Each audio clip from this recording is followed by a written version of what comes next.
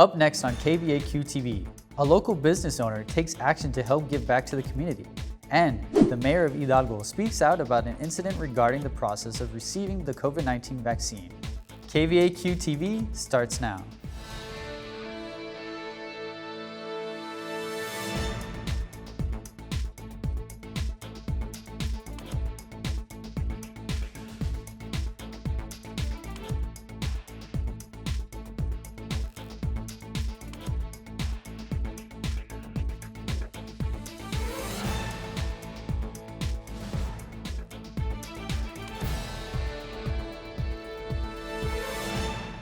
Welcome back to another edition of KVAQ-TV. I'm Ethan Sines. Today is Monday, February 1st, and at the top of this week's newscast.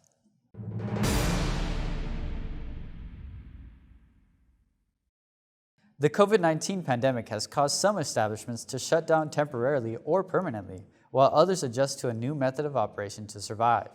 In McAllen, a Valley resident decided it was time to launch a business. Adam Cardona with more. That's right, business owner of Juicy Fresh in McAllen made a bold move in the midst of the pandemic, all to serve the community. We needed more healthy options, especially with everything going on, and I believe that was the reason why I wanted to give everybody the resources. Juices, tacos, and other items with budget-friendly options. Just a few things Flores has on the menu. I did the Taco Tuesday for 50 cents because we are, going through a crisis, and a lot of people did lose their jobs. I was getting a lot of students that weren't getting unemployment, that had to help their parents, bring food to the table. The food and drink options are completely plant-based. This means they are solely made of fruits, vegetables, and other meatless ingredients. I do get some people that are a little nervous, and they're freaking out. They're like, oh my gosh, I've never paid for anything like this. But everybody leaves super happy and satisfied. Returning customer Debbie Maqueda encouraged her coworker, Doris Cavazos, to visit the establishment. All I have to say is, wow, who needs meat, right? And they were amazing, just delicious. They were, wow. It's got a lot of healthy stuff, and gotta try to eat healthy, drink healthy right now. Flores has made it a mission to not only provide the local community with healthy options, but also support farmers in Mexico that grow the corn used for the tortillas. They are going extinct, so we want to bring awareness to that and support them and have them, keep being prosperous and use that in America. Juicy Fresh also supports local artists by selling items such as custom painted ponchos, hand-painted bottles, and by providing wall space for local artists to display their work. Flores also shares that she knows her purpose, and that is to help the economy, bring jobs, and provide awareness of conscious but tasty eating in the region. Reporting for KVAQ-TV, Adam Cardona. Taking actions to protect the DACA program is part of U.S. President Joe Biden's Day One promises. For one dreamer, this is a step towards hope and unity for all. Our reporter, Alan Martinez, brings us a story. Joe Biden, he's a sign for hope for us. The Biden administration has unveiled the U.S. Citizenship Act.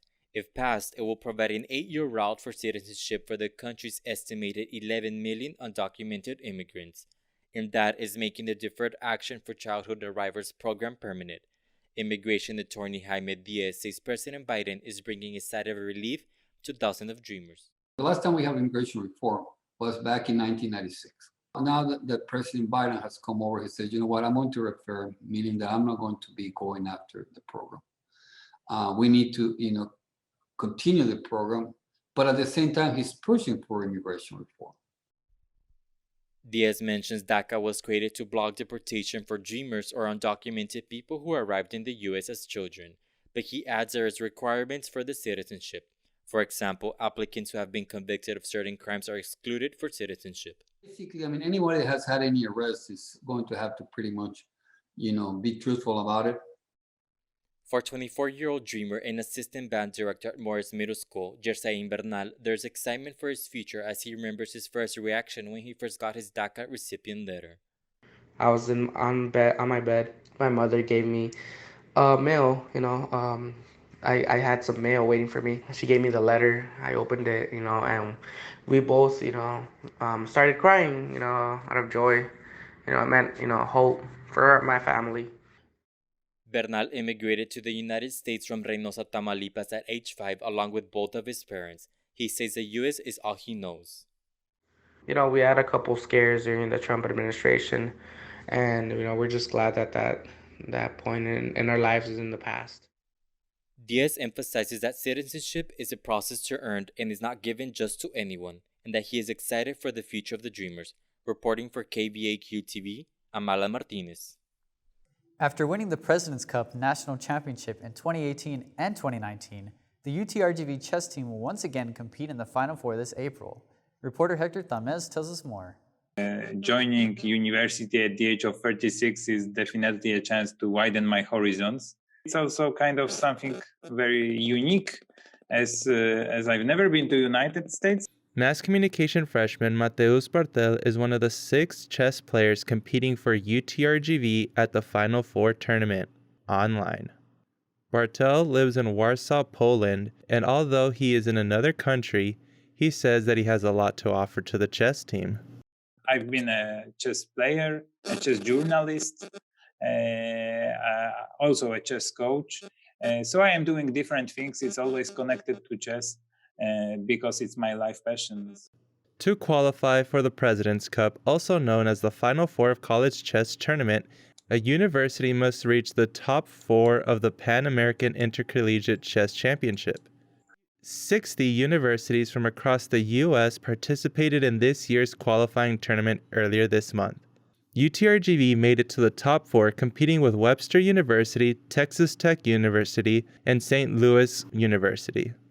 UTRGV chess head coach Bartek Mashea says that the chess team is showing a lot of promise for this year's chess competition. We won in 2018 and 2019 the national championships, or the Final Four tournament. In 2016, we finished second. Coach Mashea adds that his chess team is filled with dedicated players. That one of our UTRGV students, he was afraid of his internet connection. The first day he played, he saw that he was having some problems with that. So just to ensure that he would not get disconnected, he decided to go and play from a hotel. On March 13th, UTRGV Chess will also be competing at the World University Championship Tournament. The tournament will be organized by UTRGV. According to Mashea, it will be great practice for the team. Reporting for KVAQ-TV, Hector Tamez. February is Black History Month, and several campus events are scheduled to recognize the central role of Black people in history. The celebration kicks off on February 1st with Understanding Jim Crow, where students will learn about diversity and race relations from the founder of the Jim Crow Museum, Dr. David Pilgrim. Many more events are expected to continue throughout the month. For more information, you can email culturalcouncil@utrgv.edu. The 17th season of the Distinguished Speaker Series continues with actor and artist Terry Crews. Student activities will welcome the former professional athlete to UTRGV via Zoom on Monday, February 8th at 7:30 p.m.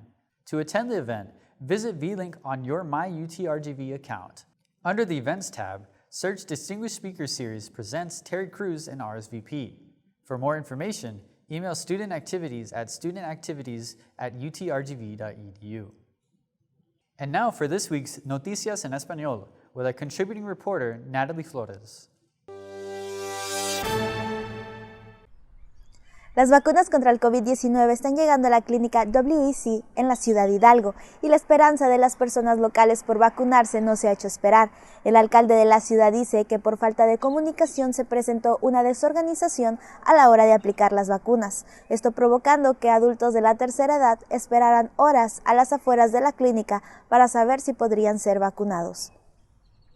El 21 de enero, el alcalde de la ciudad de Hidalgo, Sergio Coronado, emitió un mensaje de texto dentro de un chat comunitario, donde externó un descontento en cuanto a la logística que se estaba llevando a cabo para vacunar a los residentes. En el mensaje, mencionó que se encontraba muy molesto por el trato que estaba recibiendo la comunidad, en especial los adultos de la tercera edad.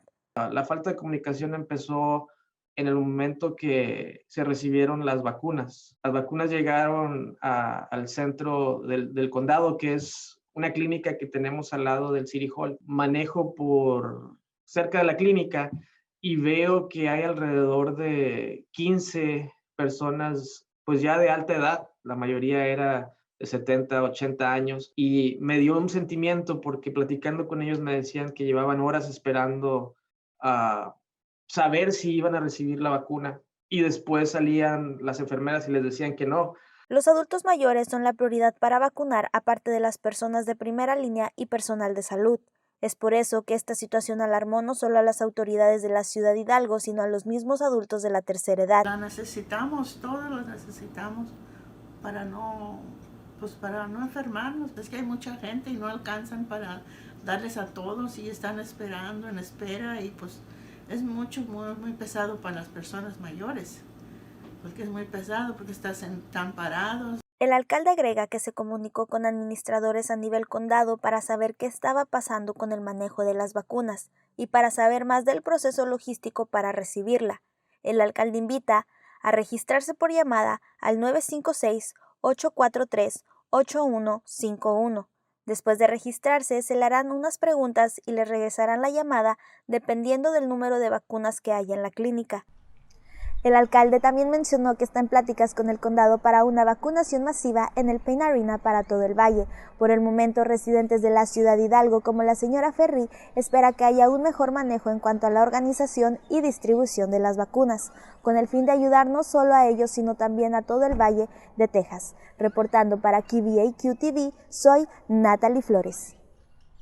La 17ª temporada de la serie Oradores Distinguidos continúa con actor y artista Terry Crews. El Departamento de Actividades Estudiantiles dará la bienvenida al ex deportista profesional a UTRGV vía Zoom el lunes 8 de febrero a las 7:30 de la noche. Para asistir al evento, visita V-Link en tu cuenta MyUTRGV. Bajo la búsqueda de eventos, escribe Distinguished Speaker Series Presents Terry Crews y RSVP. Para más información, envíe un correo electrónico al Departamento de Actividades Estudiantiles and Student Activities at utrgv.edu.